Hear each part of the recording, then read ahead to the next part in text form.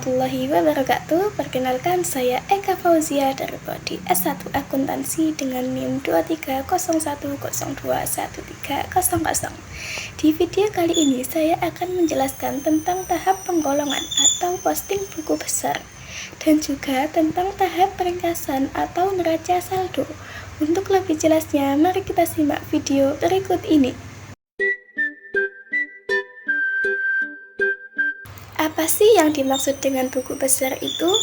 Buku besar adalah kumpulan perakiraan yang digunakan oleh sebuah perusahaan untuk mencatat transaksi yang telah dilakukannya.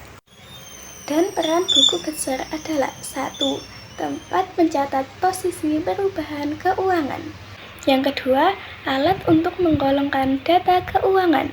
Dan yang ketiga, meringkas transaksi yang telah tercatat di jurnal.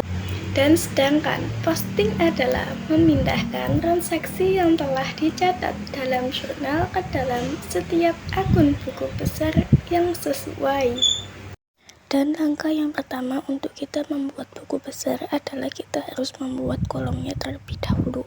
Dan ini adalah contoh kolom yang sudah saya buat, yaitu biasanya terdiri dari tanggal, keterangan, ref, debit, kredit, saldo. Dan di saldo ini ada debit dan kredit. Lalu di pojok sini ada nama akun, dan di pojok sebelah kanan ada kode untuk akun tersebut. Dan akun yang digunakan pada Kapten Thomas ada 11 akun. Yang pertama ada harta, yaitu 1.1 kas, 1.2 piutang usaha, 1.4 perlengkapan, 1.7 peralatan, dan 1.8 perabotan. Kemudian di sebelahnya ada hutang dengan 2.1 hutang, modal 3.1 modal, pendapatan 4.1 pendapatan usaha, beban 5.1 beban gaji, 5.3 beban sewa, 5.4 beban listrik dan telepon. Dan ini adalah jurnal transaksi yang sudah saya buat sebelumnya. Bisa dilihat yaitu seperti ini ya. Dan ini nanti akan kita pindahkan ke dalam buku besar. Dan ini adalah buku besar yang sudah saya pindahkan dari transaksi ini. Ini dipindahkan ke dalam sini. Ini ya. Pada buku besar ini terdapat nama akun, kode, tanggal, keterangan, ref, debit, kredit, saldo. Dan di saldo ini ada dua, yaitu debit dan kredit. Untuk nama akun ini kita sesuaikan dengan yang ada di jurnal transaksi. Dan untuk tanggal ini juga kita sesuaikan dengan yang ada di jurnal transaksi ini ya. Lalu keterangan ini dari transaksi yang digunakan pada jurnal transaksi ini. Misal kas sebagai modal 30 juta di debit. Lalu di sini dituliskan 1 Februari sebagai modal awal 30 juta rupiah di debit. Lalu ini juga ditulis di sini 30 juta rupiah. Kemudian pada tanggal 2 Februari mengalami transaksi pembayaran sewa kantor sebesar 7 juta rupiah.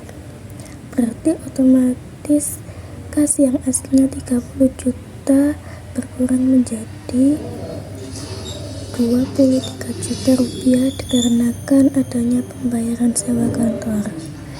Jadi ini 7 juta kita pindahkan ke kredit, lalu 30 juta ini dikurangi 7 juta sama dengan 23 juta.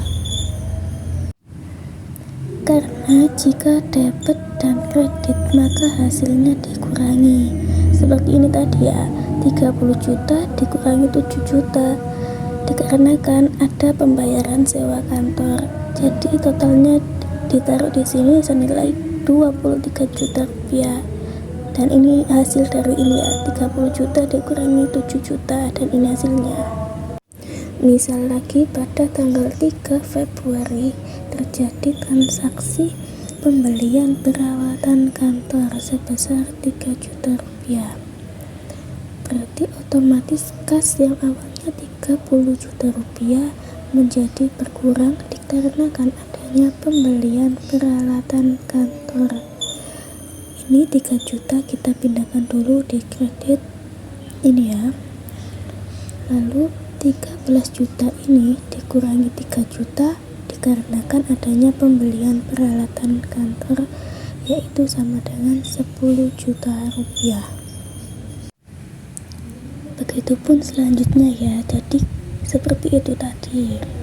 Jika didapat dan dikredit maka hasilnya dikurangi, seperti ini tadi ya. Misal lagi pada tanggal 11 Februari mengalami penerimaan pendapatan usaha, berarti otomatis kasnya bertambah didapat senilai 1.850.000. Lalu berarti 8 juta ini ditambah dengan 1.850 dan hasilnya 10.450.000. Jadi begitu ya. Jika didapat dan didapat maka hasilnya ditambah, tapi jika didapat dan dikredit maka hasilnya dikurangi. Jadi begitupun selanjutnya. Akun-akun yang ada di sini digolongkan menjadi satu persatu seperti ini. Dan ini juga hasil dari akun-akun yang tadi yang ada di jurnal transaksi, dikelompokkan menjadi satu persatu seperti ini. Untuk akun kas ini, mengapa saya buat panjang seperti ini? Karena di dalam jurnal umum atau jurnal transaksi, kas itu terjadi beberapa kali transaksi. Jadi ini dipanjangkan ya. Setelah akun-akun tadi diposting di dalam buku besar, tahap selanjutnya adalah dimasukkan ke dalam neraca saldo seperti ini. Dan neraca saldo adalah sebuah laporan pembukuan yang digunakan dalam bidang akuntansi untuk menampilkan saldo terakhir dari setiap akun pada buku besar suatu organisasi atau perusahaan.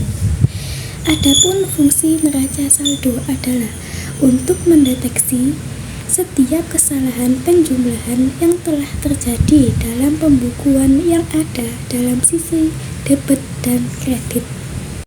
Dan ini adalah kolom untuk neraca saldo, terdiri dari nomor akun atau COA, nama akun, debit, dan kredit. Dan ini adalah neraca saldo yang sudah dipindahkan dari buku besar ini. Ini ada nomor akun 1.1 dengan nama akun kas. Ini adalah kas ini dipindah ke dalam neraca saldo dengan nomor akun 1.1 ini. Lalu jumlah akhir dari kas ini 8.300.000 kita masukkan ke dalam debit, karena ini juga didapat, jadi kita masukkan ke debit. Kemudian yang kedua ada nama akun piutang usaha dengan kode 1.2. Ini kita pindahkan ke dalam sini dengan 1.2 dengan nama akun piutang usaha. Lalu ini kan cuma ada satu, maka hasil akhirnya cuma 1.500.000 di debit. Lalu kita pindahkan ke debit sejumlah 1.500.000. Jadi begitupun seterusnya sampai akun-akun tersebut sudah tercatat di sini semua. Nah, ini kan sudah masuk semua ke dalam neraca saldo. Ini sudah masuk ke sini semua, yaitu sebanyak 11 akun. Lalu jika sudah masuk ke dalam sini semua, maka ini semua dijumlahkan, lalu hasilnya ditaruh di sini. Ini juga dijumlahkan, lalu nanti hasilnya di sini, dan ini harus sama-sama balance atau sama. Sekian penjelasan yang dapat saya sampaikan, kurang lebihnya saya mohon maaf. Wassalamualaikum warahmatullahi wabarakatuh.